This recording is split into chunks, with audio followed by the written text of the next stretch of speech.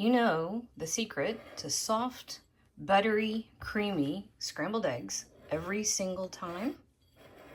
Cook it low and slow. Keep the eggs moving. Season at the beginning. And don't forget the butter. Let's talk about scrambled eggs. Okay, several things happen when you're making scrambled eggs, and they aren't turning out right. They're hard, or they're rubbery, or they're watery, and that's just sad. Start with a pat of butter. Now I want you to notice something right here. You notice that's not sizzling, okay? That's on purpose. That's probably the number one thing I can tell you right now that people get wrong when they're making scrambled eggs, okay? Turn the heat down. Eggs are delicate little babies, and people want to cook them far too hot. And when you do that, the proteins toughen up. They get far too tough. They cling together, and then you ruined it. And there's nothing you can do about it. So, best trick you've got is to turn the heat all the way down. Number one thing you can do when you're making scrambled eggs is to keep that heat low and slow. All right? Now, couple other things to keep in mind. You can take the position of salting your eggs at the beginning or salting your eggs at the end. Both are defensible, right? But pick one and stick with it. I salt at the beginning. I just think that it works better. And this is not as much about a recipe as about a technique, right? So use the amount of salt that you like.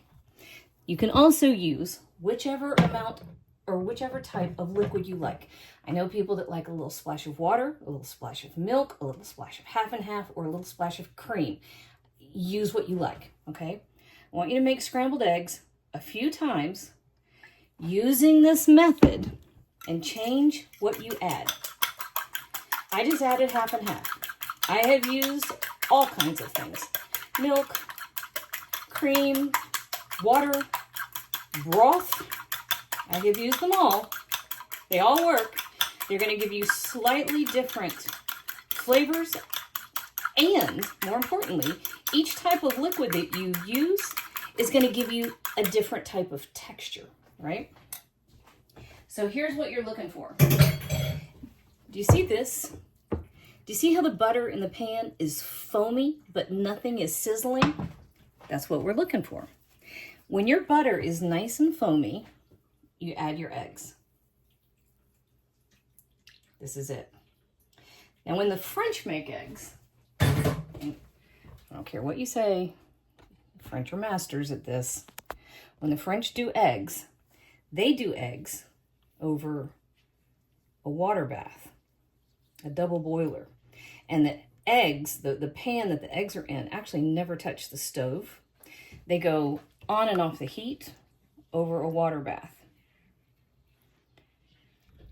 And they are silky and soft and luxurious. And I have had eggs, scrambled eggs, in Paris by French chefs. And let me tell you something. Those are not American eggs.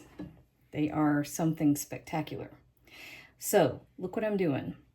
You see how I'm just keeping it moving? And the spatula is going through the eggs. And you can already see, you see that?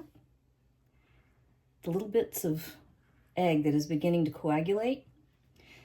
Let me get this real close so you can see that close up. See that? Those are curds. I don't know why that ugly name is attached to something so beautiful. But it is. That's what we have. But you're keeping it moving because that's what helps to keep it soft and silky. And I'm also not turning the camera off while I'm doing it because I want you to see the full thing, start to finish. It's really not difficult. The big thing, and this is where people get it wrong, is patience. And I too spent most of my life not understanding that. Also, this is a big deal. We're going to do a couple things that I want you to try it both ways. And you can do this with you notice I had 2 eggs. You can do it with 2 eggs, you can do it with 1 egg, you can do it with 20 eggs, doesn't matter.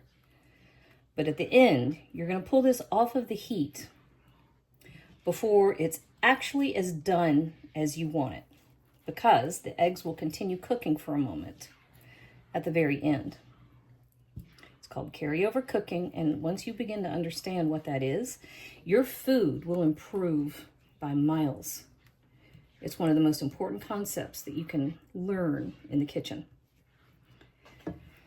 And while your eggs come off the heat, you want them to come off while they're still glossy. Now, again, right before they are at the doneness that you like, and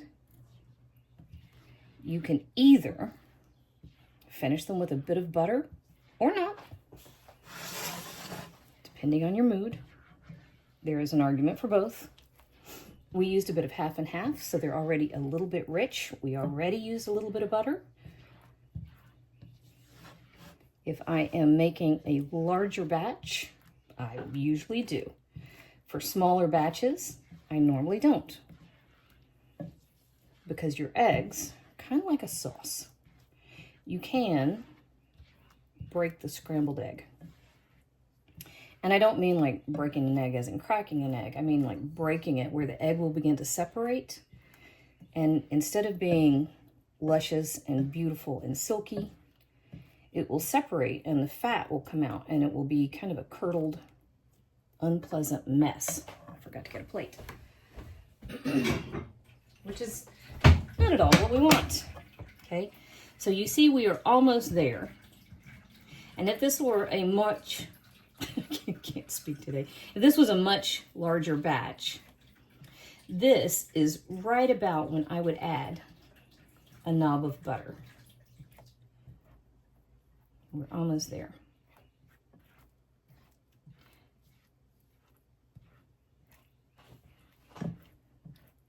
And I also want you to notice that this low and slow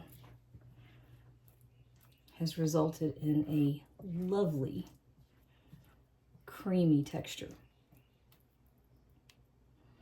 This is one of those things I want you to experiment for yourself, and I want you to try it several different ways. Now, check this out. See that? Taking it off the heat. In this video, 7 minutes, I think, with the eggs on the pan. Pardon the bottom of my skillet. Do you see that? Perfect, beautiful, silky scrambled eggs. And this, if you want to get fancy and cute, a little bit of chives. That right there is how you get perfect, beautiful, tender, glossy scrambled eggs every single time. Nailed that one.